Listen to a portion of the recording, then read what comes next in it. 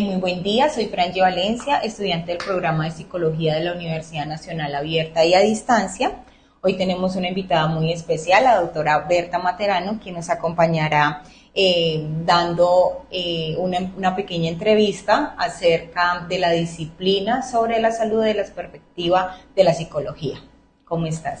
Muy bien, muy contenta y agradecida, honrada por este espacio. Ojalá que podamos colaborar bastante en este proyecto que me parece súper interesante.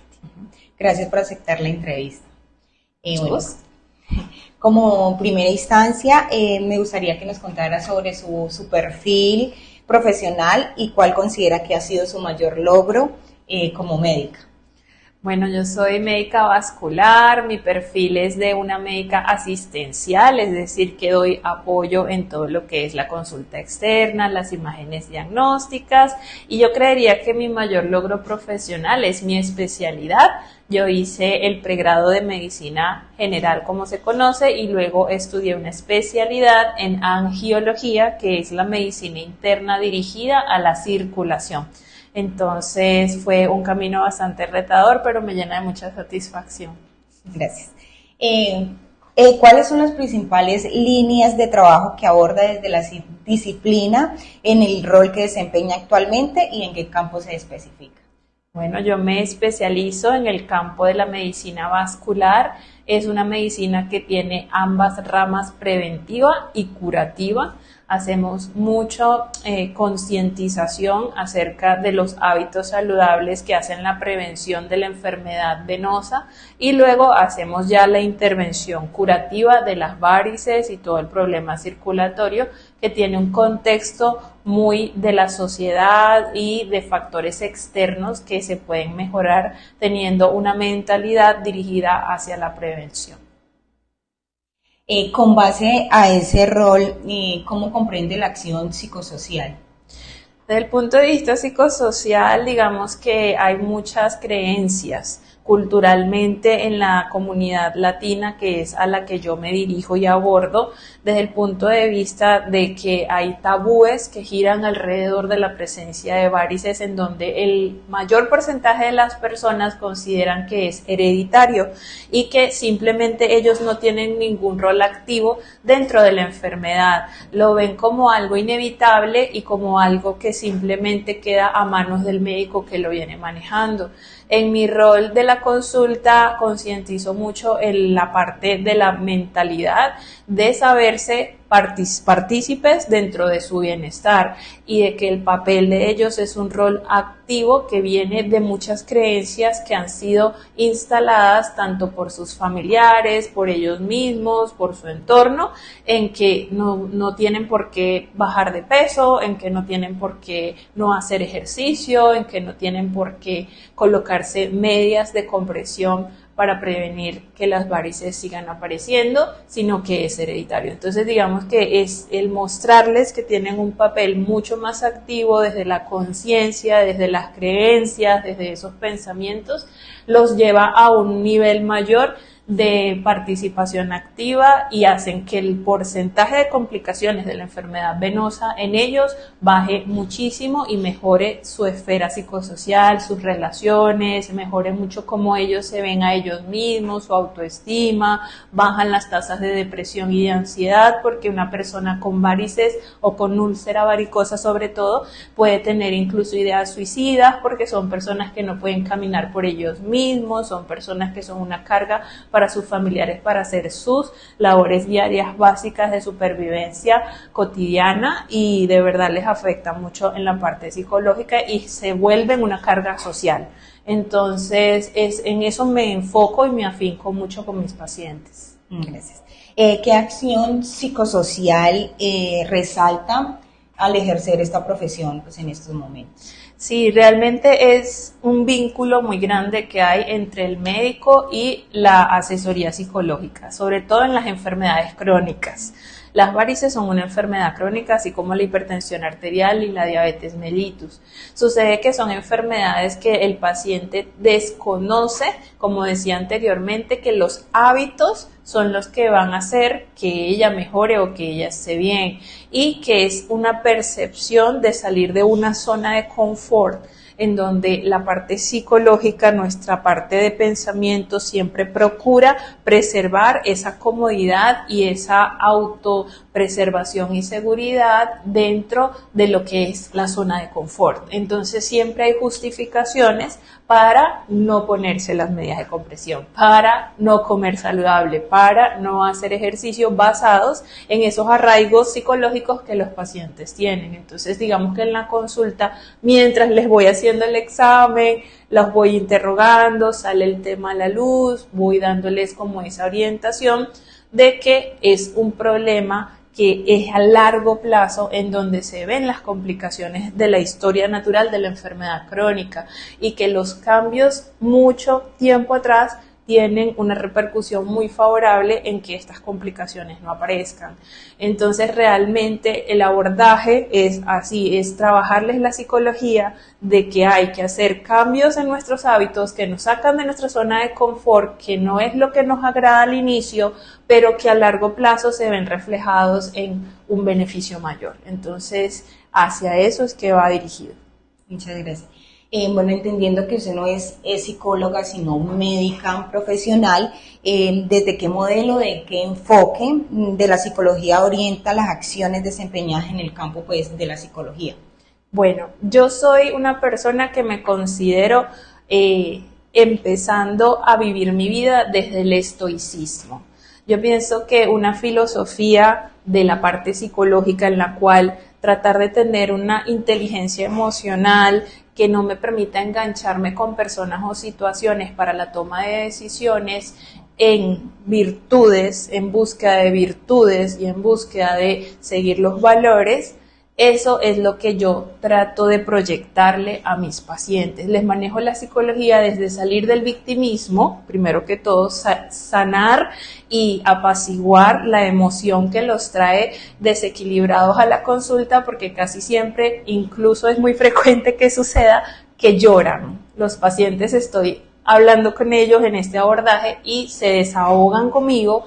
Y yo pienso que tiene que ver mucho porque yo les voy dando las herramientas de cierto modo para que vean que esa falta de inteligencia emocional a la toma de decisiones y como ellos se anclan a un rol de víctimas, a un rol de victimismo, los va a ir empeorando cada vez más. Entonces trato es de generar como ese empoderamiento, si se quiere, en las pacientes, demostrándoles de que en la vida tenemos que dejar de ser víctimas y tomar un rol en donde apaciguar esas emociones con inteligencia emocional, autogestionarlas de la manera correcta, llegar a un punto de mayor estabilidad emocional, los va a llevar a que ese proceso de adaptación a los nuevos hábitos sea con menos fricción y sea de una mejor forma. Les recalco mucho las virtudes y los valores, por ejemplo, la paciencia, la perseverancia, la disciplina, la constancia, el respeto y buscar mucho como un camino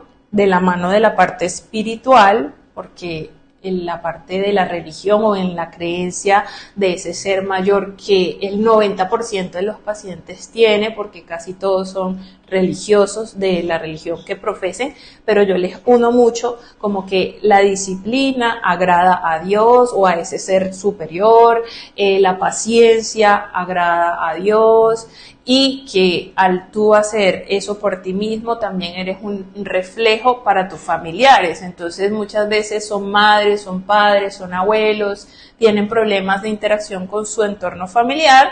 Entonces yo les digo, la mejor educación a los hijos se da desde el ejemplo, que no usted lo mande a tal cosa, sino que ellos vean, uy, pero es que mi mamá ahora solo come ensalada, mi mamá se está poniendo la ropa de salir a caminar todos los días, mira que ella sola se está colocando las medias todos los días. Entonces le estoy demostrando a mis hijos con el ejemplo que soy disciplinada, que me cuido, que tengo amor propio, que me cumplo a mí mismo y que toda esa coherencia de la persona pues los ayuda a interrelacionarse mejor y a mejorar su condición de la enfermedad.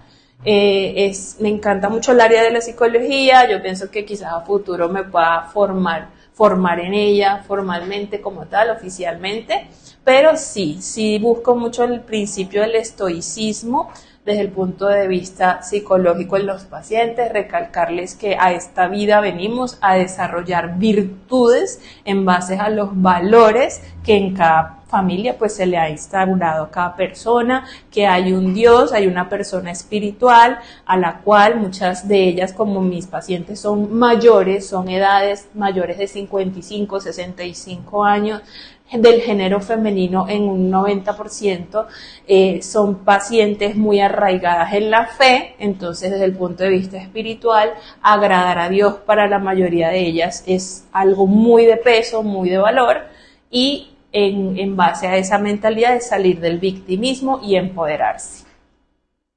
Bien.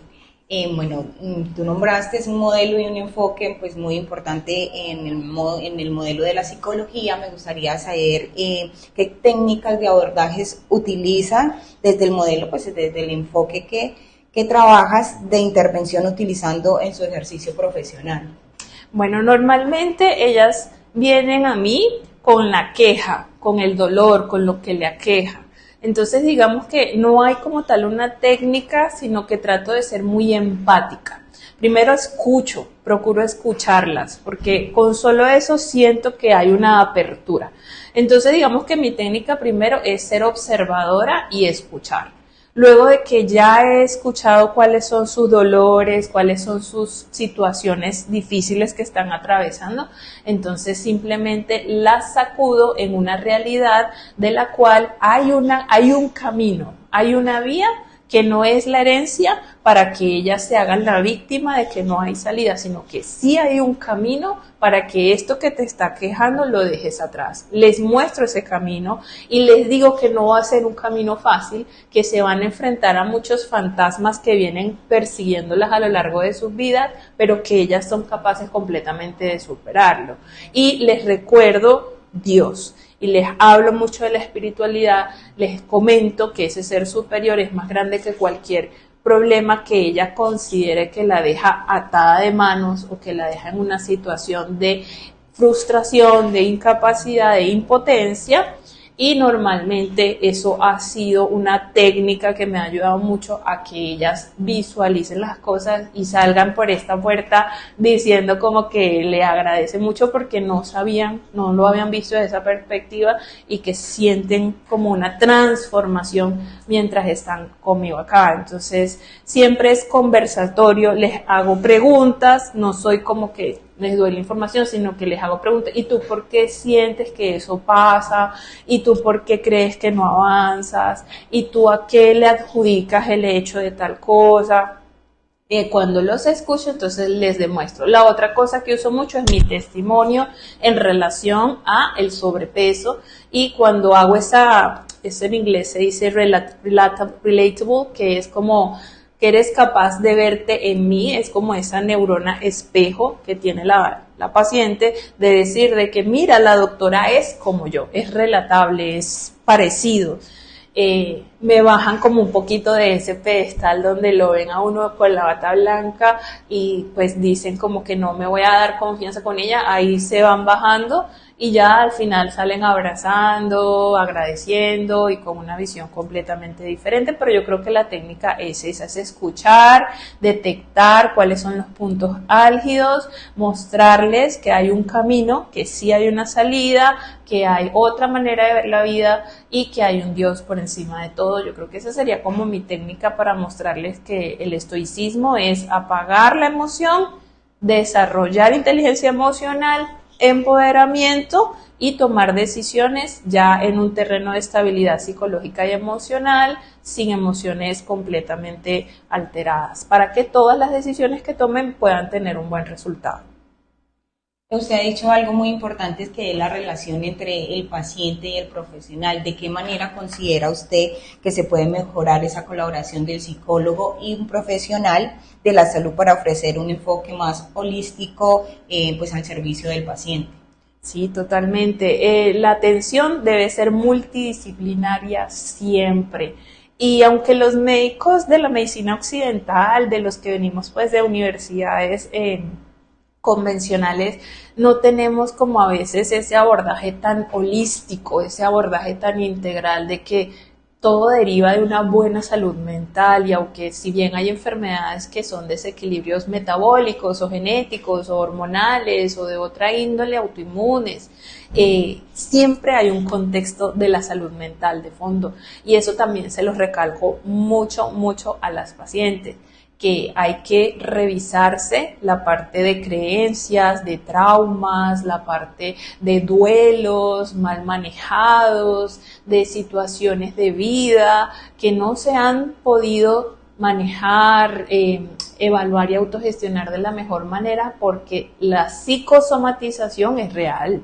La fibromialgia, enfermedades de piel, alergias y una lista grande de patologías físicas que provienen de trastornos psicológicos, eso tiene un peso en mi práctica como profesional médico enorme, a lo cual siempre le hago énfasis y les digo, asistan a terapia, vayan al psicólogo, no se separen del psicólogo, porque realmente de allí deriva muchísimas patologías físicas. Entonces, digamos que no veo cómo una paciente crónica de una enfermedad crónica no tenga a la vez un manejo terapéutico psicológico a la par. Eso no puede existir, definitivamente tiene que ir a la par, sea hipertensa, sea diabética, sea de artritis, de artrosis, de varices, cualquier enfermedad crónica requiere una terapia psicológica, porque es que eso es 99% que hay un trasfondo de salud mental presente siempre,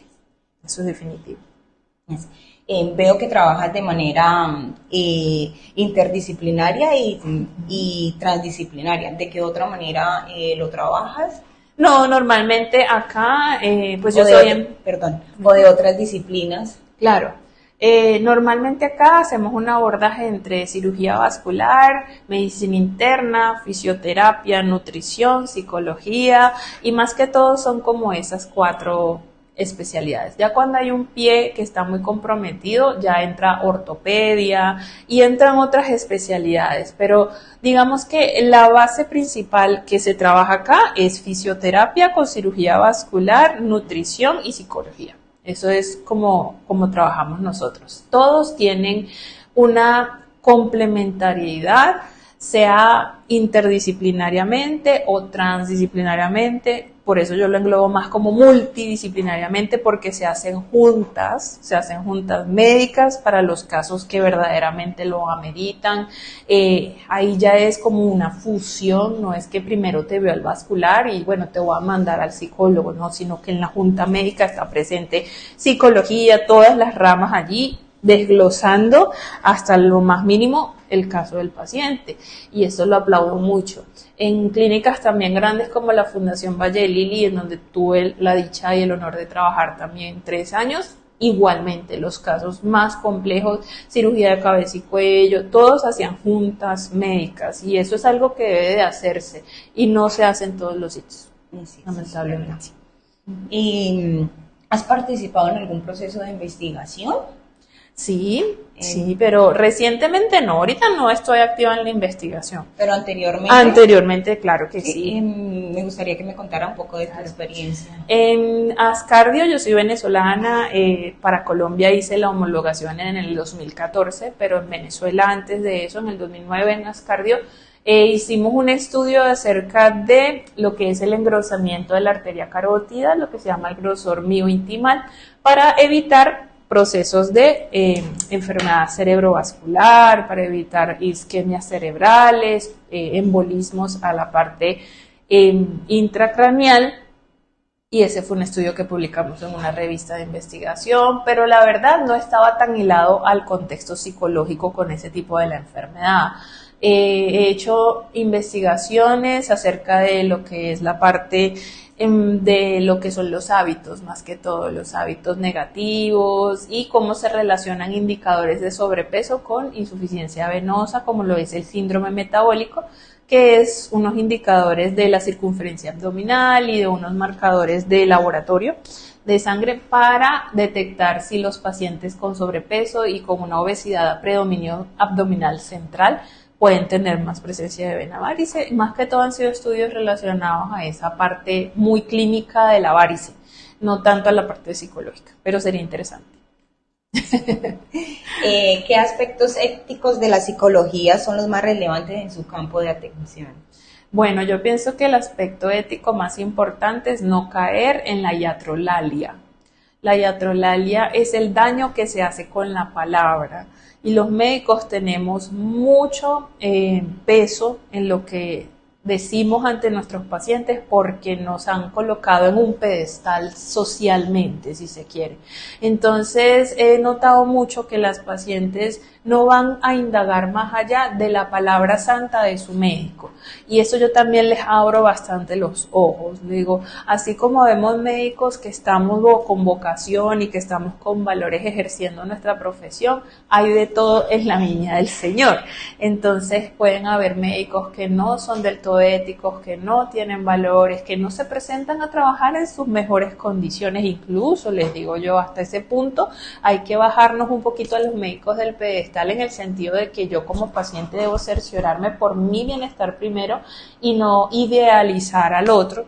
Y aunque sí con respeto obviamente al médico, pero también tengo que cerciorarme de si ese médico lo que me está mandando y lo que me está diciendo está bien. Entonces, a veces hacemos mucho daño con la palabra. Yo obviamente procuro muchísimo no hacerlo porque soy altamente empática, pero hay que evitarlo porque para mucha gente la palabra es ley y eso le genera a nivel psicológico mucha angustia, mucha ansiedad. Eso aumenta niveles de cortisol, la forma en cómo se le diga al paciente lo que tiene, porque como no tienen el conocimiento, si tú le creas un psicoterror alrededor de lo que tiene para que se porte bien en ciertas cosas, eso es lo que le va a terminar generando, son fobias, son situaciones de mucho estrés que puede generarle incluso crisis de pánico y situaciones bastante graves. Entonces yo creería que en la medicina, en la parte ética psicológica, la iatrolalia.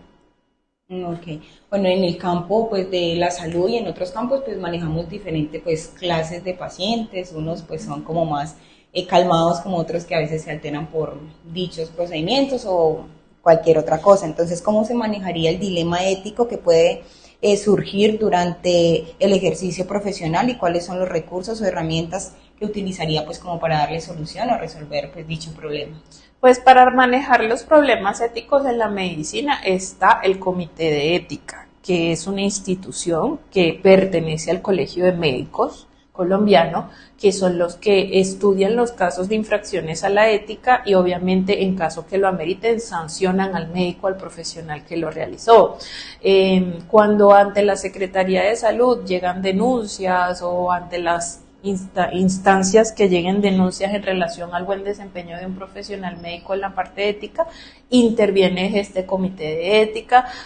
Cada vez que un médico va a conseguir un trabajo, tiene que ir al comité de ética para que le emitan un documento donde te dice, que es como digamos los antecedentes penales, pero en la parte médica donde te dice que dicho médico no ha infringido en ninguna situación en relación al comportamiento ético con ninguna institución ni con ningún paciente. Entonces, ese es como lo que se hace.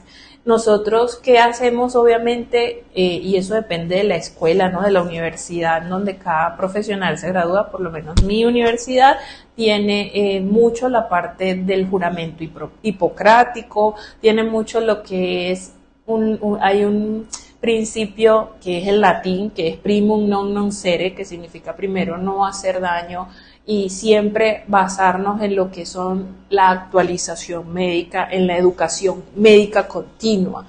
Entonces un médico tiene que mantener actualizados los medicamentos, los protocolos, las guías internacionales para precisamente no caer en la parte ética. Entonces esa viene siendo como las herramientas, los protocolos internacionales para cada cirugía o procedimiento o consulta o examen que se vaya a realizar. Eso ya está protocolizado internacionalmente, hay guías de las sociedades de cardiología, de la Sociedad de Cirugía Vascular españolas, americanas, que son las que rigen las prácticas a nivel Latinoamérica. Y esas son como las herramientas por las cuales nosotros debemos guiarnos y ya si se comete alguna infracción, tocaría frente al comité de ética ir a recibir lo que se haya realizado mal. Ok, bueno, con toda la experiencia que ha adquirido con base a lo de medicina y fuera de eso, pues que te ha gustado como todo el rollo de la psicología, ¿qué recomendaría a futuros profesionales de la psicología, pues de este campo? Ay, no, mira, yo amo la psicología y espero que los estudiantes de psicología tengan como esa afinidad también de mirar que todo nace de la mente, todo nace de los pensamientos y que una mente sana es un cuerpo sano.